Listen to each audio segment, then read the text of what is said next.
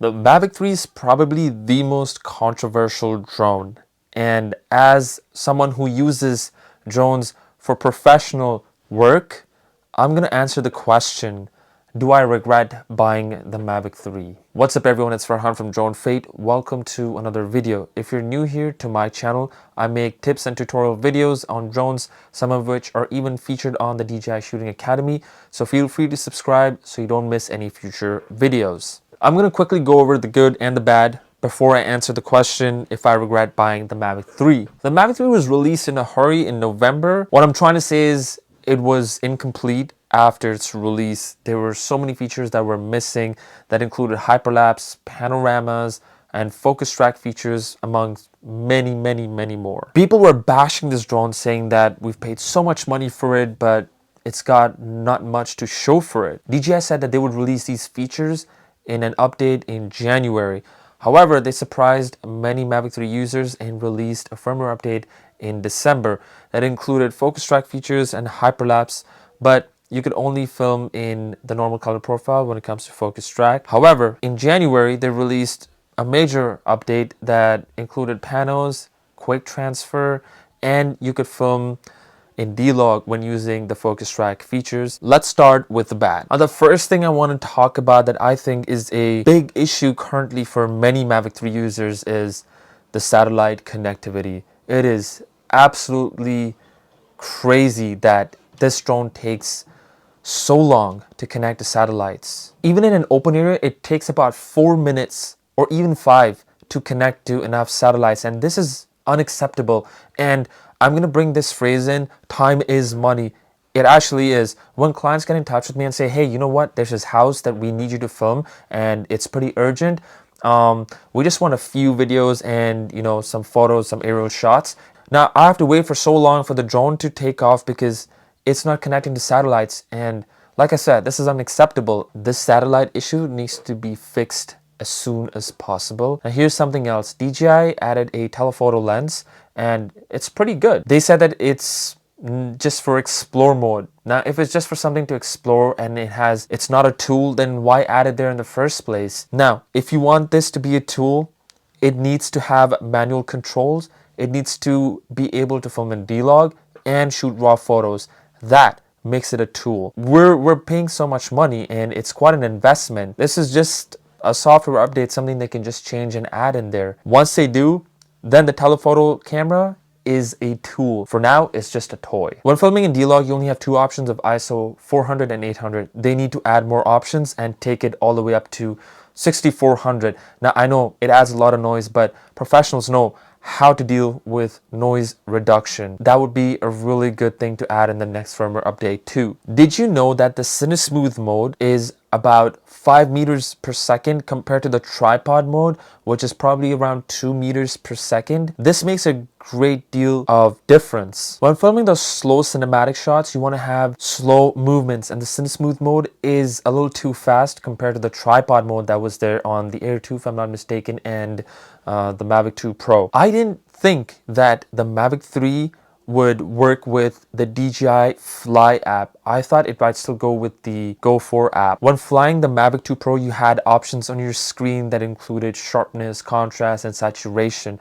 And it would be nice to have these options on a premium drone like the Mavic 3 that costs $2,200 just for the base model. Now, I know you can add all these things in post, but for creatives out there, it gives them more options to deal with when filming, and it really helps. This is also something that's very important to me, waypoints. The hyperlapse has waypoints, but there's no waypoints for video. There's so many times that clients ask me to film the same exact movement of a property and at different times. It's difficult for me to do it the same way manually because, come on, I'm not a computer. I'm gonna make some mistakes. There's gonna be some change in the speed. There's gonna be a change in maybe the altitude or the camera angle.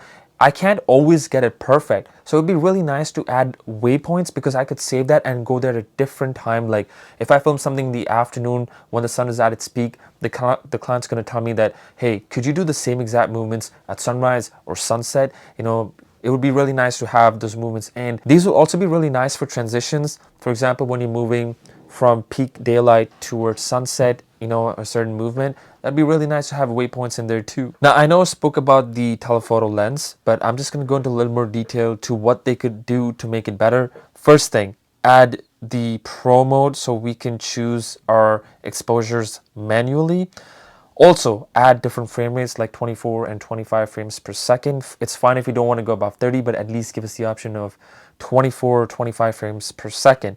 Also, a quick way to toggle easily between 1x and 7x, that would be great. Instead of going to 2x, 3x, 4x, and then 7x, it's just easier to toggle from 1x to 7x because 7x is when the telephoto is at its best. Raw photos is also very important. We need that on the telephoto lens. And also, if possible, it'd be really nice to have the ability to film in D-Log with a telephoto lens. That'd be great too. Now, when it comes to battery, it'd be nice to have the ability to change the battery discharge time like on the Mavic 2 Pro and the Go4 app. For instance, you could change it 2 to 5 days or something. That'd be a really good option to have. Those are the things that I find that they should fix right away with the Mavic 3. I know there's several other things that other people also require to be changed or added to the Mavic 3. But for my requirements, for what I need, I find that whatever I mentioned is pretty important. Now I'm going to talk about the good. The Mavic 3 films beautiful footage even in the normal color profile. I have no complaints with that. Even with D-Log, you get really good colors, and I'm impressed with the quality of the videos and the photos.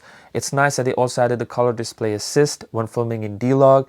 I love that they finally added panos because when I film projects, videos, photos, hyperlapses, and panos are the most important for me. I barely use quick shots, but it's nice that they added that option, as well as master shots, and you can change from 4K 30 to 4K 60. That's pretty good too. I barely use that either, but it's nice to have those options there as well. Now again, I'm going to stress on this. The Mavic 3 does what I require for my work, for what I need. So for me, it's a good drone. Now to answer the question, do I regret buying the Mavic 3? No. I did a little bit when it was out in November, but after the new firmware update in January, I'm even more impressed. I'm happy that for now it does most of the things that I require to do, but the complaints that I have, especially with the GPS satellites, the telephoto lens, and all the rest, I really hope that they fix most, if not all of these issues in the next firmware update or updates. Like I've said before, this is a premium drone. It's quite an investment. The Mavic 2 Pro was going for $1,600. The base price of the Mavic 3 is just $2,200.